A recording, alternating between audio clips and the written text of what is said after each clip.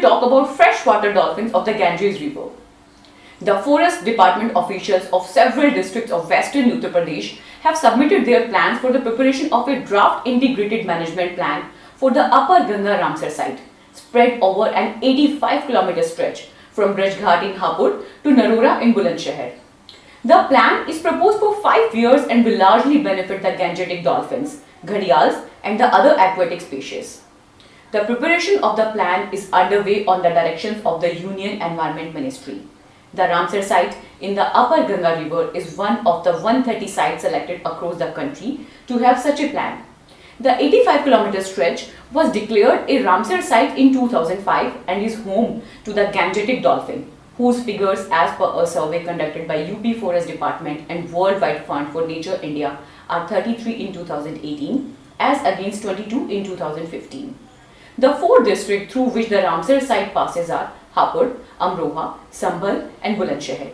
The stretch also saw the release of 788 gharials between 2009 and 2019 in order to replenish their numbers. WWF India has been roped in as knowledge partner as the agency is already taking up dolphin conservation and other measures at the Ramsar site.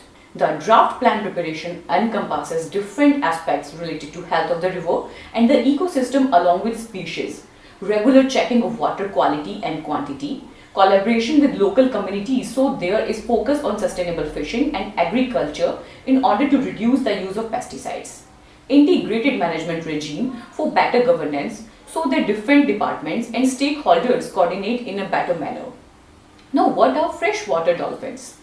The Ganges river dolphin is one of the 2 subspecies of the South Asian river dolphin, the other being the Indus dolphin, found in the Indus River in Pakistan and Beas River in India. The Ganges river dolphin or Susu inhabits the Ganges, Brahmaputra, Meghna and Karnfuli Samu river systems of Nepal, India and Bangladesh. This dolphin is among the 4 obligate freshwater dolphins. Ganges river dolphin has a long thin snout, rounded belly, stocky body and large flippers. Although its eye lacks a lens, the dolphin still uses its eye to locate itself. The species has a slit similar to a blowhole on the top of the head, which acts as a nostril. Being a mammal, the Ganges river dolphin cannot breathe in the water and must surface every 30 to 120 seconds. Because of the sound it produces when breathing, the animal is popularly referred to as the Susu. The movement of the Ganges river dolphin follows seasonal patterns. However, it seems that animals travel upstream when water level rises and from there enter smaller streams. Habitat. Once found in large schools, the species is found exclusively in freshwater habitat. In Nepal, it inhabits clear water and rapids. In Bangladesh and India, individuals live in rivers that flow slowly through the plains. The Ganges river dolphin favors deep pools, eddy counter currents located downstream of the convergence of rivers and of sharp meanders and upstream and downstream of mid-channel islands. Susu shares its habitat with crocodiles, freshwater turtles and wetland birds, many of which are fish eaters and are potential competitors with dolphins. The diet includes a variety of fish and invertebrates, namely prawns, clams, catfish, freshwater sharks, messes, gobies and carp. Ganges river dolphins normally chase surface dweller fishes and grovel mud dweller fishes in shallow water with the help of their long snout. They cannot chew and usually swallow their prey. In the 19th century, Ganges river dolphins were once found in large schools close to urban centers along the river. Now, fishes are always going to be found in schools. Like herds of elephants, there are schools of fishes. Nowadays, groups are considerably smaller and individuals may be found alone rather than in schools. During last century, thousands of freshwater dolphins rolled and jumped in their natural habitat, which once ranged throughout the Ganges, Brahmaputra, Meghna and Karnafuli Sanghu river systems of Nepal, India, Bangladesh, from the Himalayan foothills to the Bay of Bengal. In 1982, the population in India was estimated to be between 4,000 and 5,000 individuals. Today, it is difficult to sight a dolphin in the rivers. Extensive modifications of this species' habitat have reduced its abundant population throughout its range. The distribution in the Ganges has diminished by approximately 100 kilometers since the 19th century, with hundreds of kilometers of tributary habitat lost to irrigation barrages. There has been a concomitant reduction in the water flow as well. Now, this brings us to a question as to what may have been the factors responsible for the drop in the fish and dolphin population in the lower Ganges. One is the habitat destruction. The biggest threat to dolphin and fish biodiversity water development projects, for example, water extraction and construction of barrages, high dams, and embankments of the river that impound water and impede migration. Now, once you go on to build a dam, that of course goes on to impound water and that goes on to obstruct the flow of the water as well. There is no way that the dolphins can go on to cross a dam. Rivers can go on to cross a dam as well. Now, these rivers result in major changes in the flow. They also go on to lead to a major changes in the sediment load and water quality of the rivers, which affects the quality of rivers downstream. The extraction of river water and siltation from deforestation are also degrading the species habitat. In some cases, habitat alterations have resulted in genetic isolation of dolphin population. And what will happen if there is genetic isolation? That is, the diversity of the genes that the dolphins are going to absorb or they go on to take, that will go on to get considerably reduced, allowing the dolphins to be prone to a variety of type of diseases, maybe some type of genetic disorders as well. So this has been one of the factors.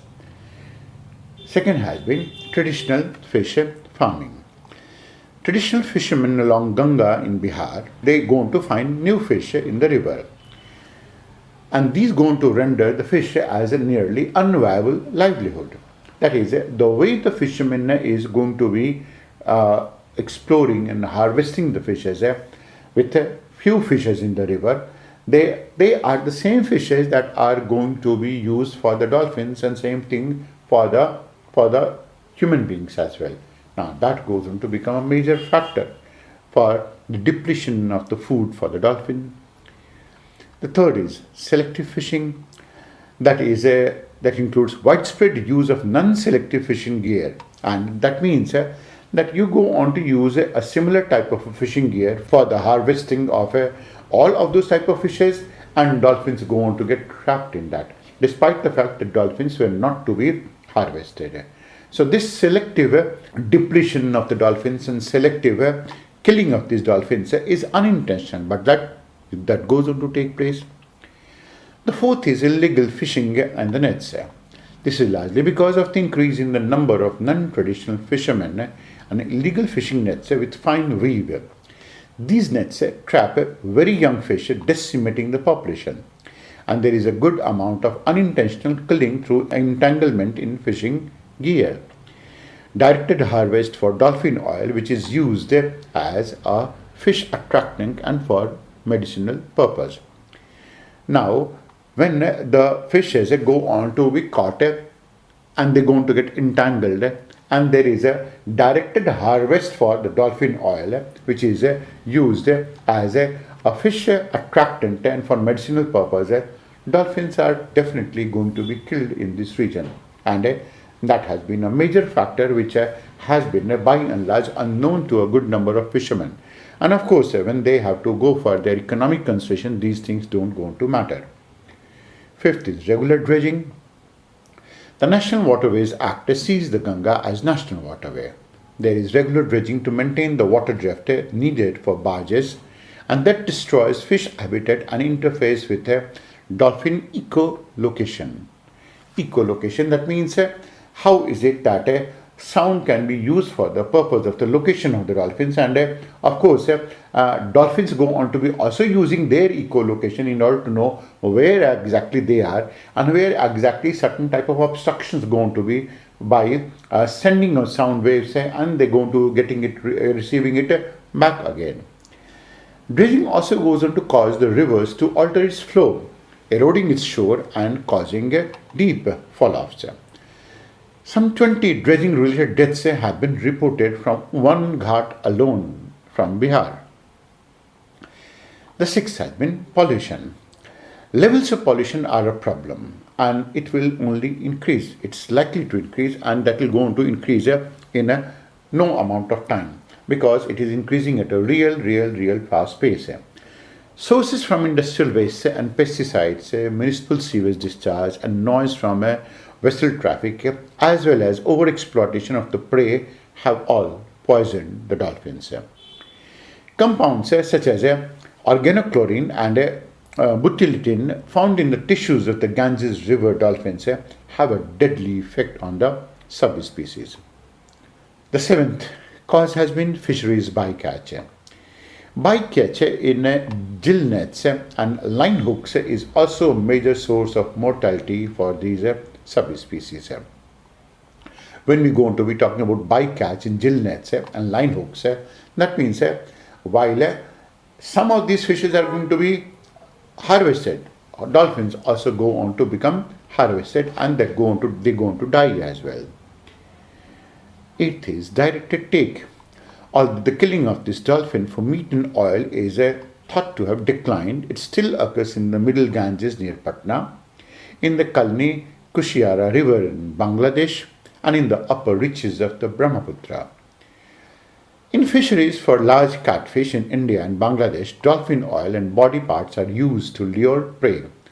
And Ganges river dolphins are used to this end. I mean, this is a folly one can go on to imagine.